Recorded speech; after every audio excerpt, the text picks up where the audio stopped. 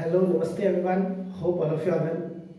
Today we are going to discuss class 11 redox reaction lecture number 5.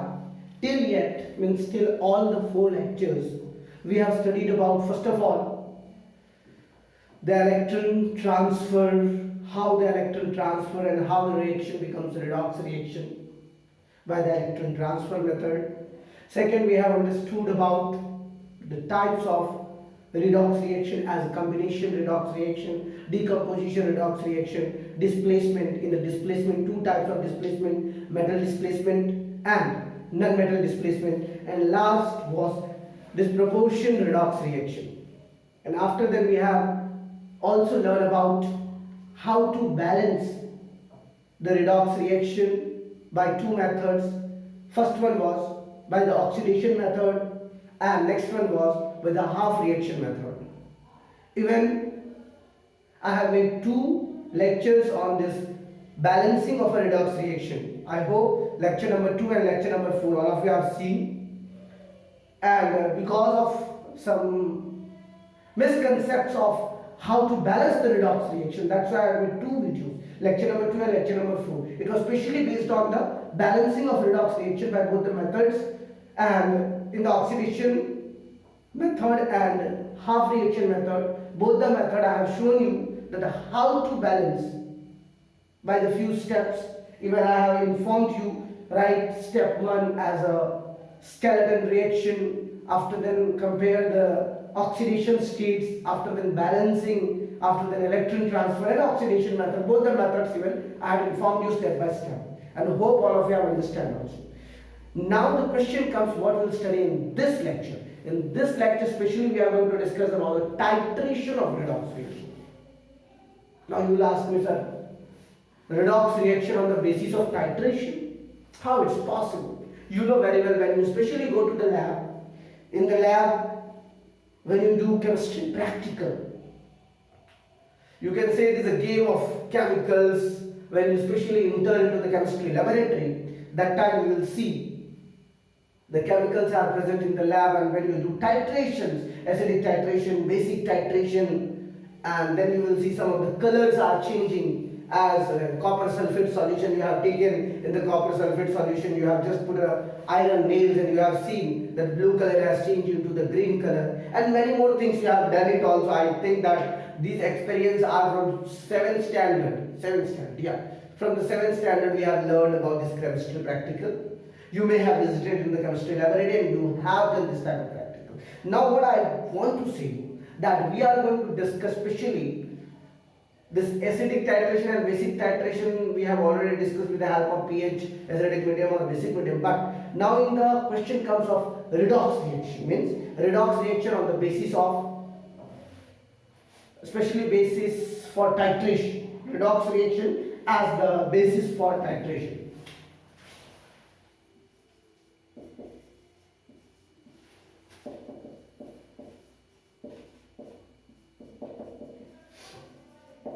Now question comes, sir, what is the meaning of this topic?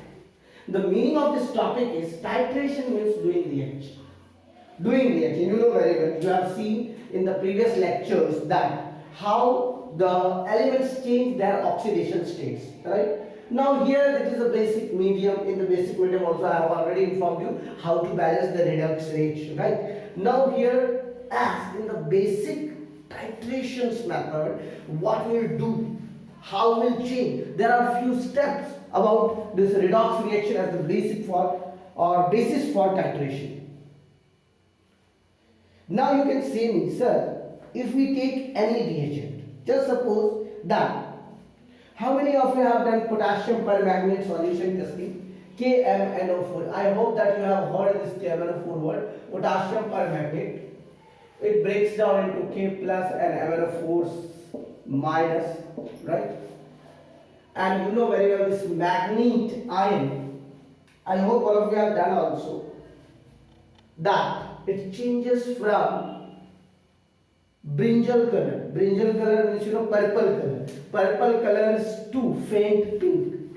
Slowly it changes into the faint pink. If you have done this titration into the chemistry laboratory, then you will be able to understand. In some situation, the reagent itself is intensely colored as permanganate ion. Here magnet ion act as a self-indicator, the visible endpoint in the case to achieve the last reductant Fe2 plus and C2O4 2 minus. Now if you want to achieve Fe2 plus and Cr2O7 2 minus with the help of this magnet ion, then you will ask me, sir, which color will be obtained on the basis of this titration, which color it will be obtained. So first of all you should remember the reductant as iron 2 plus or C2O4 2 minus, means if I take chromate or if I take oxalate ion C2O4, you know oxalate, I hope all of you know.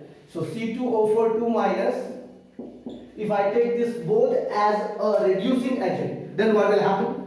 Then it is oxidized and first lasting tinge to a pink color appears at MnO4 concentration. Now how much it should be? It should be 10 to the power minus 6 mole decimeter cube or 10 to the power minus 6 mole per liter. This ensures a minimal overshot in the color beyond the equivalence point, the point whereas the reductant and oxidant are equal in terms of their mole stoichiometry. See dear students, what I want to say. Whenever you are doing any titration, what happens in the terms of titration? You should remember the redox things, which element is being as a reductants and which element is being as a oxidants. So now on the basis of that, how do they change? Because it is a redox reaction. In the redox reaction, you know very well, either they are losing electrons or they are gaining the electrons. So as they are losing or gaining the electrons, then definitely there will be a change in colors. So which type of changes will there be in color? If there is no dramatic auto color change with the magnet ion titration, there are indicators which are oxidized immediately after the last bit of the reactants it is consumed, producing a dramatic color by change. The best example is afforded by chromate ion, which is not a self-indicator. See here, as I have already talked about, that magnet ion is a self-indicator, but if I take chromate ion, which is not a self-indicator but it oxidizes the indicator substance like diphenylamine just after the equivalence point to produce an intense blue color, thus signaling the end point. Now what happens if I take chromate?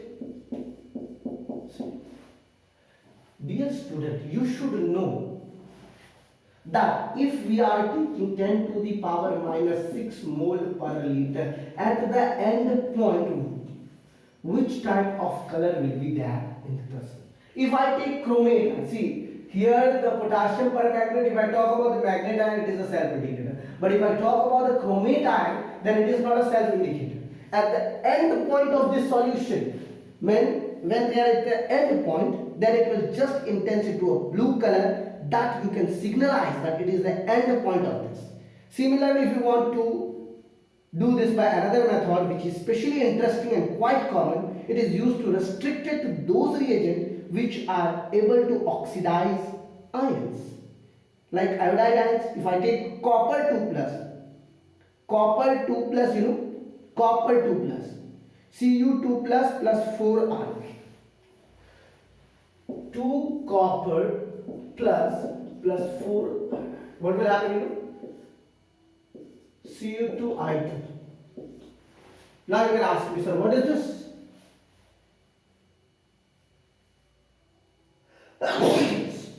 Sorry. So here you can see, if there are only 2 coppers only, so Cu2I2 plus I2. What will happen in this reaction?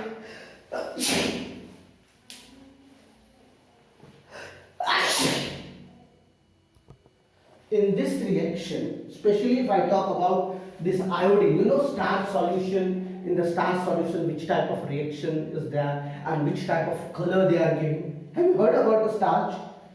Yeah. So similarly here in this method there is a release on the facts that iodine itself gives an intense blue color with the starch, and it has a very specific reaction with thiosulfate ion. You know thiosulfate ion? which is to a redox reaction. Thiosulfate means S2O3 2 minus. This is called thiosulfate. This thioic acid means H2S2O3 and this is a thiosulfate ion, so S2O3 2 minus, which 2 is a redox reaction. So if you do the reactant of iodine with this thiosulfate, can you tell me what will happen?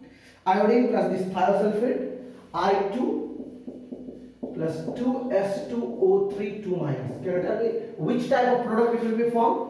If we do reaction this iodine with thiosulfate, then it will give iodide plus S4O6 2 minus. 2I minus plus S4O6 2 minus. Can you see this reaction? This is iodine now. In this reaction, what do you understand? Here iodine is insoluble in water and it remains the solution containing potassium iodide as Ki3. If we add more starch after this reaction or liberation of iodine from the reaction of copper 2 plus ion on iodine ions, then it will intense a blue color appearance. This consumed by thiosulfate ion. Thus, at the end point, we can easily see that it is trapped and rust. It is a stoichiometric calculation only. See, dear student, my dear student, what you should remember in this reaction. In this whole reaction, you should remember that which color ions are produced by the titrations of different ions, means especially the redox reaction. As we have seen in the magnate, faint pink, chromate, at the end point it will produce blue, iron 2 plus green, iodine 2 minus with the starch blue. So when we are doing the redox reaction titration, on the basis of the redox reaction titration, which color compound will exist and it will be soluble in water or not, it will be soluble or not soluble, that things you have to represent. It will be soluble or not soluble, right? Now we are moving towards the limitation of the concept of oxidation number. Yeah, what things oxidation number do not give? As we have observed in the previous lectures also, the concept of redox process, which has been evolving with time, this process of evolution is continuing. In fact, in reactant, the past of oxidation process is visualized as a decrease in electron density and reduction process as the increase in electron density around the atom which is involved in the reaction. See, dear student, if I talk about specially that what are the limitations. So the limitation you can say that it is being shown only by the losing and gaining of electrons. There is no any reaction which can be done without losing or gaining an electron. There is a statement in Hindi that हर एक काम के पीछे कोई ना कोई reason होता है. Means there are some reasons behind each and every work.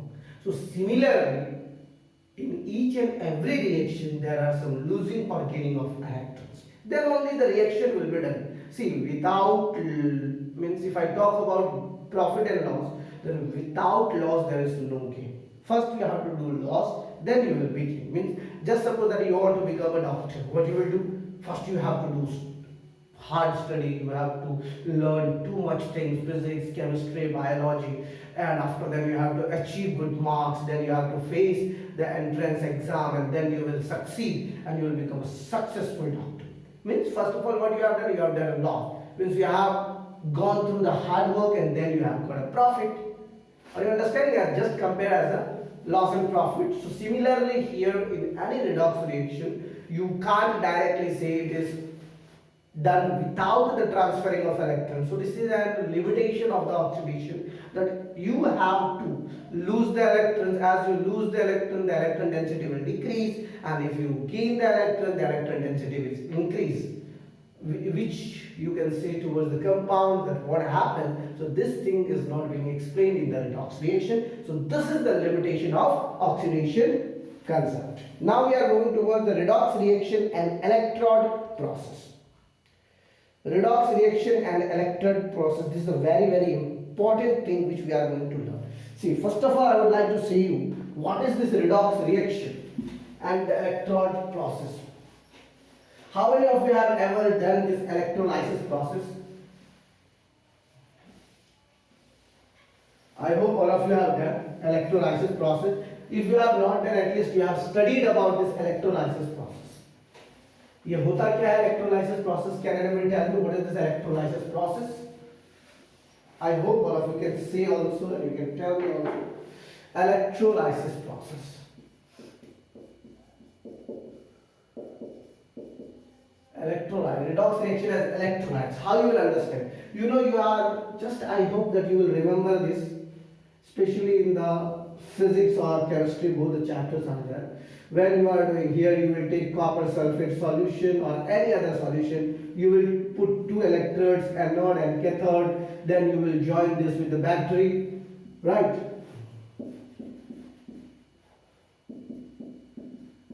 So now here you know very well the electron will transfer. As the electron will transfer, then here the electrons will come. Here it will break down into Cu2 plus and SO4 2 minus. So here the electrons will be adopted. Just suppose this is a copper and this is zinc electron. So what will happen?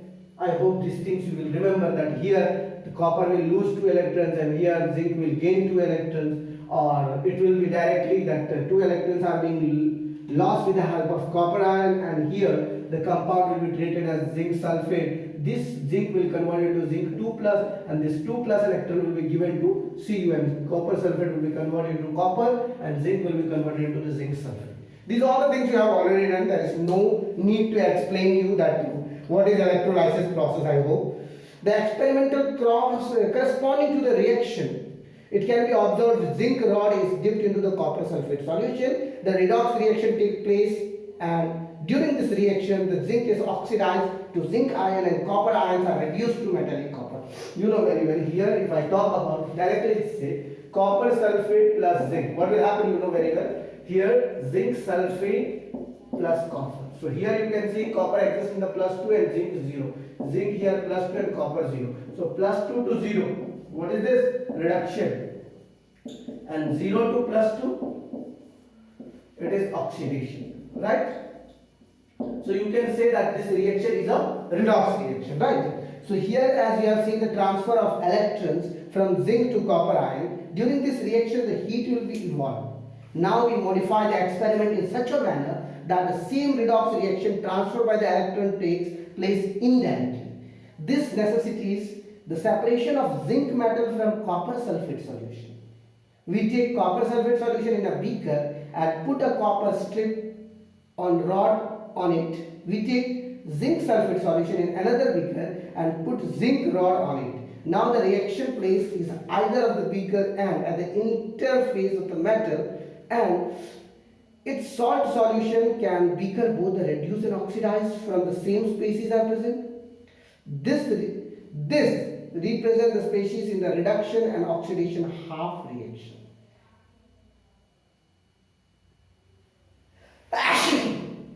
So here it is a redox couple, which is defined as having together the oxidized and reduced of the substance taking part in the oxidation or reduction half reaction. This is represented by separating the oxidized from the reduced form by a vertical line or a slash representing an interface. For example, in this experiment, the two redox couples represented as zinc 2 plus and zinc and copper 2 plus and copper, in both the cases oxidized will put before the reduced form. Now we put the beaker containing copper sulfate solution and the beaker containing zinc sulfate solution side by side. We connect this solution in the two beakers by a salt bridge.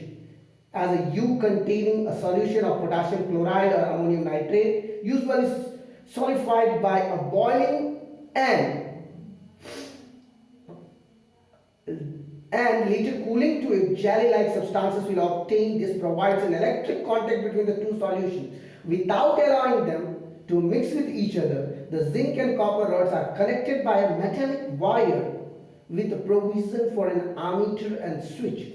The setup I'll show you here the Daniell's shell with the switch in this off position. No reaction will take places in either the beaker and no current will flow through the metallic wire. As soon the switch will be on the position, we make the following observation.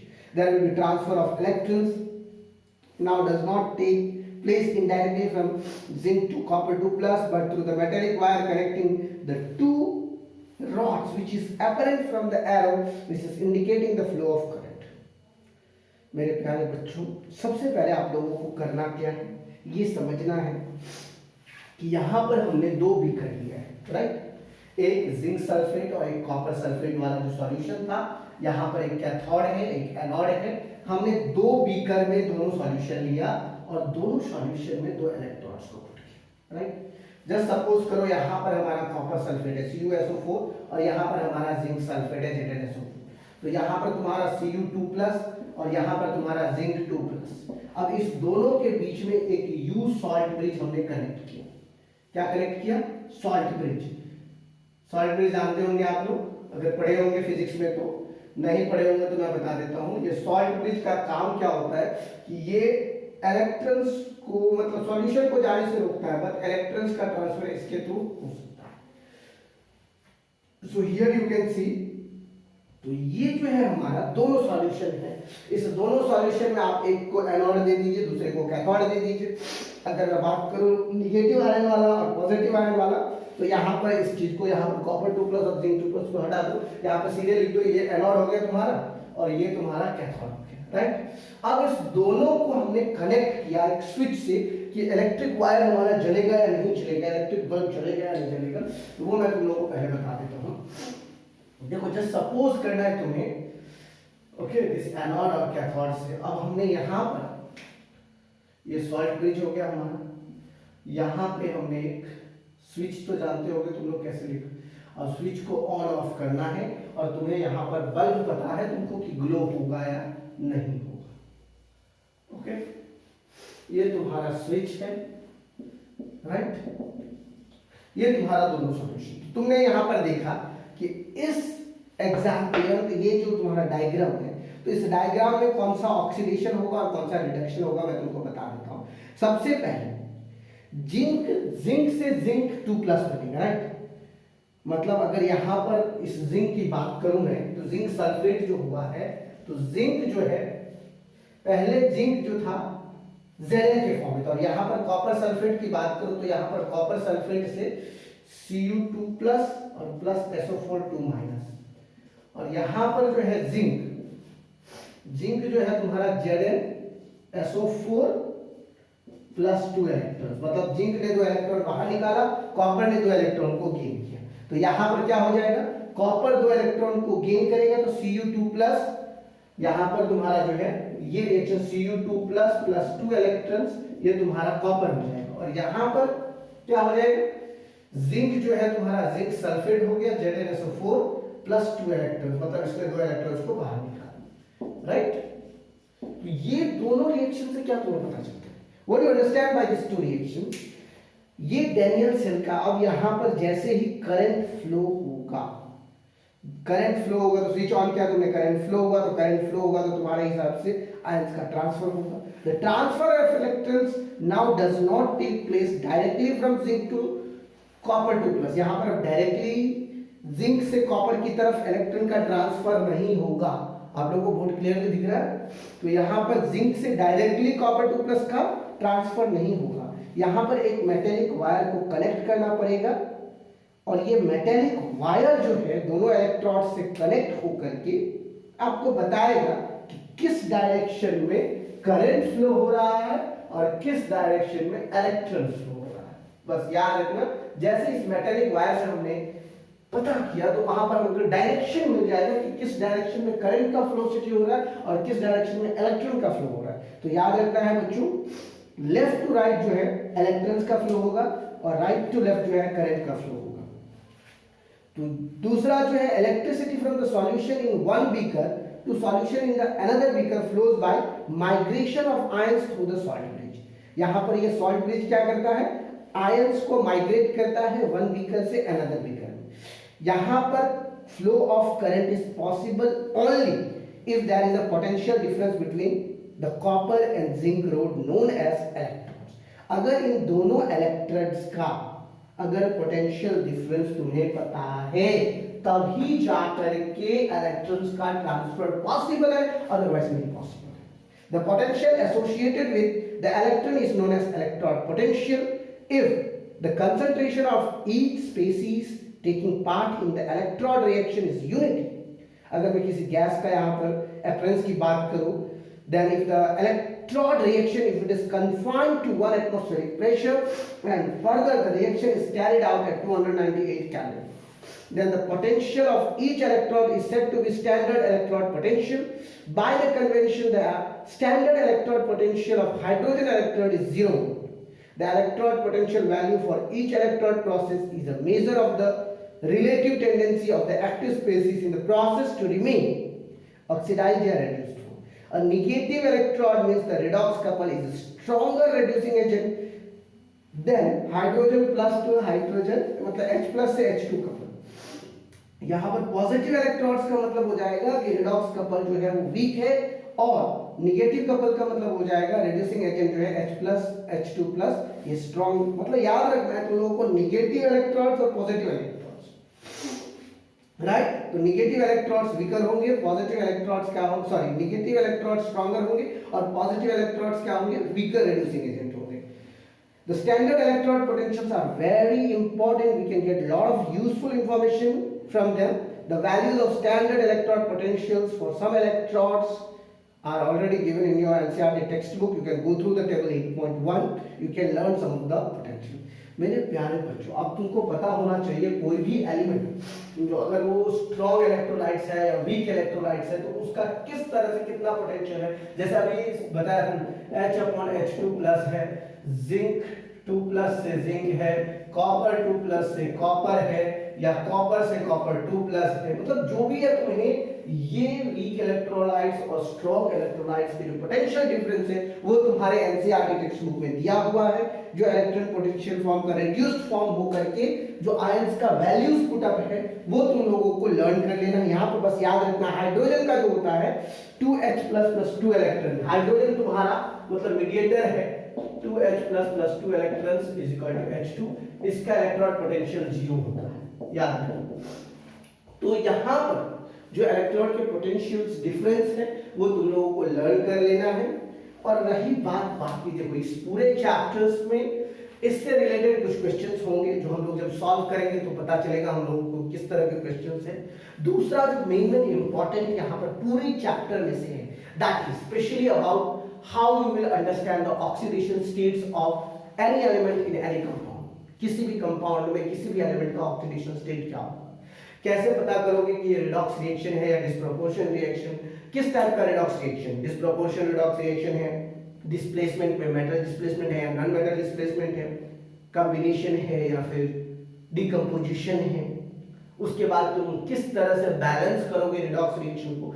ये सारी चीजें इस chapter में से पूछे जाते हैं. Generally अगर मैं बात करूं नीट का और जेई का, तो नीट और जेई में स्पेशली याद रखना बच्चों कि नीट और जेई में balancing of equation redox reaction, balancing of redox reaction by the half reaction method and oxidation number method, ये दोनों बहुत ही इंपॉर्टेंट है. और हर साल एटलीस्ट एक क्वेश्चन ये रिडॉक्स रिएक्शन का बैलेंसिंग से रहता है.